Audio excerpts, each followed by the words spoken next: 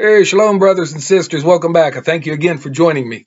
Today I want to talk about something. For the apostles actually brought this up to the master, and I'm going to share that with you. It's called "Increase Our Faith." And right here, if you join me in Luke chapter 17, verse 5, I'll read this quote to you. I'm not going to read Yeshua's answer though, but I encourage you guys to read after that. 17:6 down. But anyways, 17 verse 5 says, "And the apostle said unto the master, Increase our faith." They're asking him, it's sitting there, giving just a humble request, increase our faith, And Yeshua, of course, talks about, grains and mustard seeds. He's doing sort of like a little parable lesson to them and everything. But I'm going to jump over to the book of Hebrews right now. Hebrews and 11. Chapter 11 of Hebrews, verse 6. But without faith it is impossible to please him, for he that cometh to Elohim must believe that he is, and that he is a rewarder of them that diligently seek him. So it's impossible to please him. When it comes to faith, without faith, you gotta have full faith, and that's just the rules, just bottom line. That's, what's written, what's spoken, what's said. I'm going to go back to Hebrews. I'm going to go up to Hebrews 1 right now. Hebrews 1 here says, gives a little definition what real faith is. And here's the definition of real faith. Now, faith is the substance of things hoped for, the evidence of things not seen. So a lot of people, Webster's and all these dictionaries have other sort of versions of theirs, but this is the biblical definition of faith.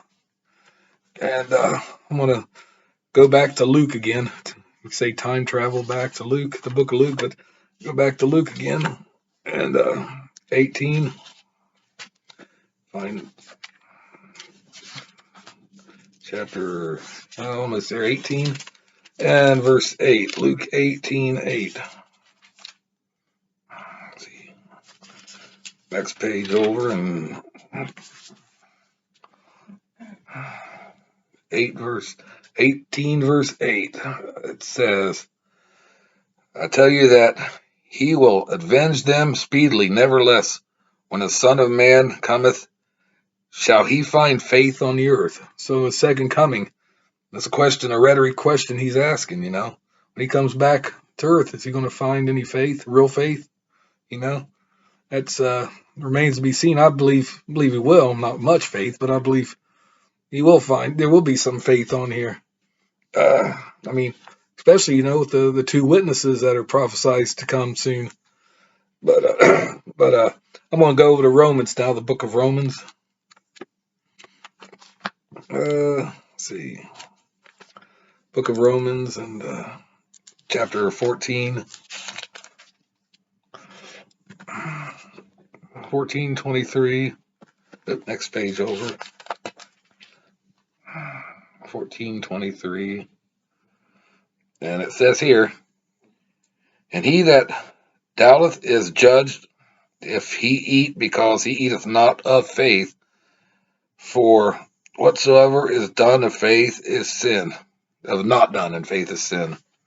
So that was Apostle Paul. He's speaking to the Romans, the Roman Gentiles, of course, of the church, the assembly, whatever.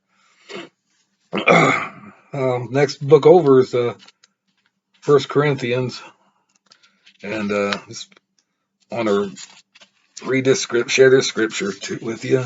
5 and 7, chapter 5, 1 Corinthians 7, verse 7.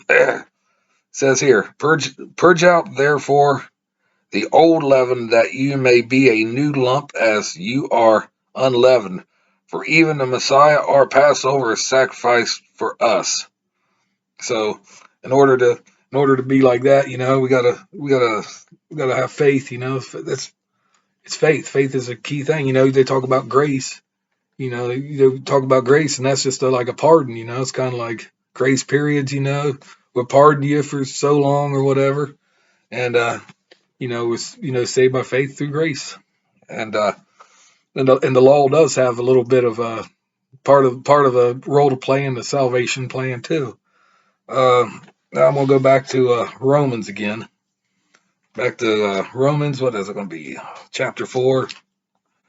Yeah, chapter 4 and verse 3. Chapter 4, verse 3.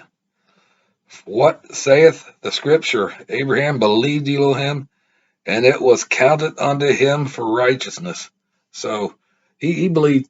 To believe, he didn't just believe, he had total faith, and that's what gave him the blessings and gave his descendants the blessings. All of his descendants. Not just the 12 tribes and the modern 10 tribes, Israel and Judah, but you've seen like Turkey's kind of blessed. The Arabs are a little bit blessed. A bunch of wild asses though, but they're blessed as well. And he kept his promise, and then of course there's the spiritual children of Abraham too, the Gentiles. They've been grafted into the mold with the tribes and everything else. So I'm gonna go to Galatians. I'm gonna conclude this with Galatians. Galatians 2:20, and it's like hitting the nail on the hammer, so to speak. Here, 2:20, and it says here, I am impaled with Messiah. Nevertheless, I live, not I, but Messiah liveth in me. And the life which I now live in the flesh, I live by the faith of the Son of Yahweh, who loved me and gave himself for me. So that was just a conclusion that I thought it was touching, and I thought it was appropriate to share that one with you.